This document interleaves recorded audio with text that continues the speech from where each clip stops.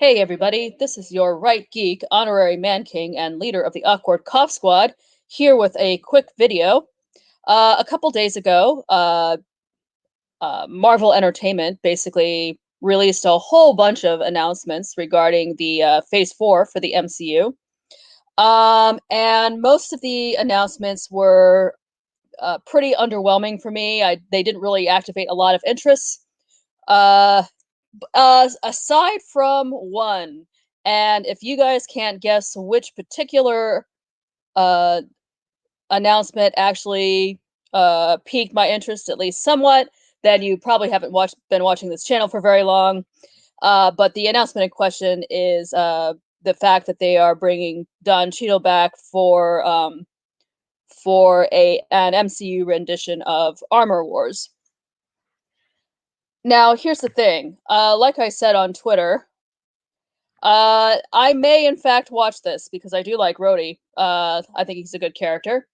Um, and they may be able to do something interesting with it. I do have some doubts, however. Like I said on Twitter, if Tony is dead, then how is an Armor Wars story going to work?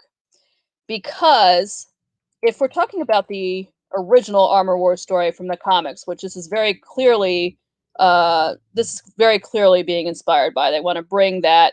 They want to find some way to bring that classic story, that classic, very popular story from the comics into the MCU in some way. But if there's no Tony, I wonder how exactly that is going to work. Because the original Armor Wars story from the comics. One second here. So the original Armor Wars story from the comics, the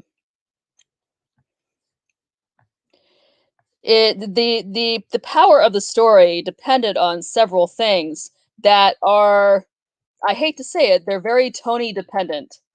I'm glad that the MCU wants to call back to a classic storyline for the comics, but if there's no Tony anymore in the MCU, the Armor War story you're going to get is going to be something that's going to be completely different from the comic storyline because, again, the comic storyline was very Tony dependent. So the original Armor Wars, it hinges on Tony's guilt-driven Messiah complex. Basically, the way the original story, and I've done videos on Armor Wars in the past, which are linked in my Twitter thread that I linked in the description of this video. But the original Armor Wars story, in which Tony is alive, obviously, and is aware that there are people that he does not approve of using his tech. It hinges on Tony's guilt, the fact that that his ingrained belief that he's responsible for basically anything bad that happens that is in any way remotely connected to his name, which is it's kind of insane, but that's who Tony is. He believes that that he wants to have control over his own destiny. He wants to have control over the things that he creates. Control is kind of the watchword for him, and so we have the story in which he perceives that he has lost control over something that he believes is his, um, and and he gets very emotional about that uh, because he feels that he must have control over these things when he loses control over the stuff that's his, and um, and it falls into hands that he does not approve of, and he perceives that someone has gotten hurt, then what we get is this deep guilt. So the only way that technology could have been taken is if I was careless, Jim, and that's nobody's fault but my own. Um, so the original Armor Wars story, it really depends on that guilt-driven Messiah complex. And it also hinges on Tony's grim obsessive streak. So that thing that pushes him to pursue a fiercely desired goal, regardless of any pushback he receives along the way. And in the original in the original Armor Wars story, he does receive a lot of pushback because um he starts attacking government bases or government agents that are also using Stark Tech, because he basically decides that the only way I can prevent Stark Tech from getting into the wrong hands is to have complete 100% control over it, which means not even my allies should be allowed to use it. So he starts attacking people that are traditionally his allies. Which again is a manifestation of that sort of grim single-mindedness that he can sometimes fall into if it's a particular if he's got a goal in mind that he's very, very passionate about. Um, so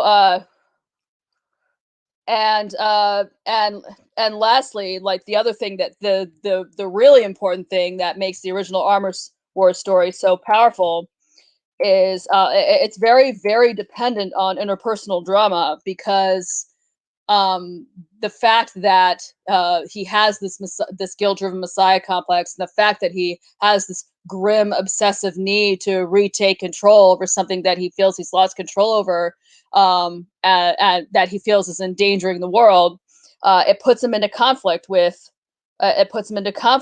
some of his longtime allies. Um, so it puts him into conflict with Captain America, for example.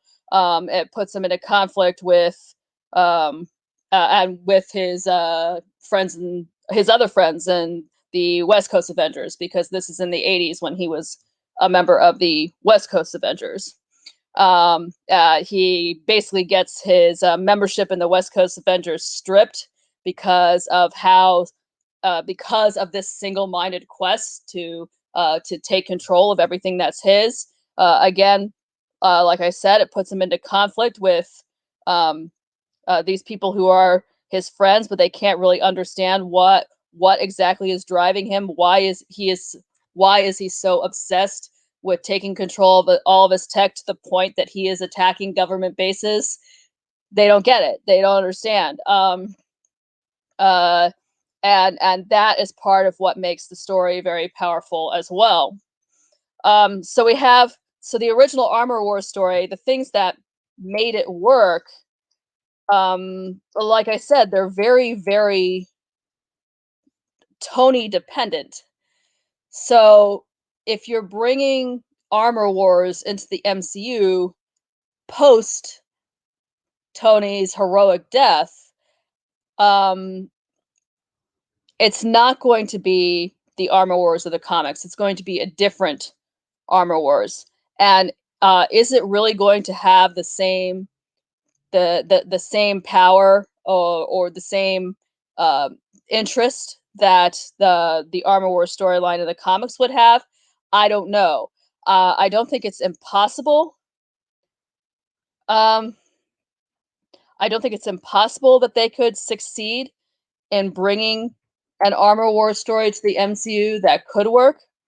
But basically, I think there would only be one way you could go if you wanted to produce something that had any kind of emotional resonance whatsoever. And basically, the entire focus, I feel, would have to be on if Rhodey's basically the star of the story, it would have to be on Rhodey. The emphasis would have to be entirely on Rhodey trying to protect his dead best friend's legacy.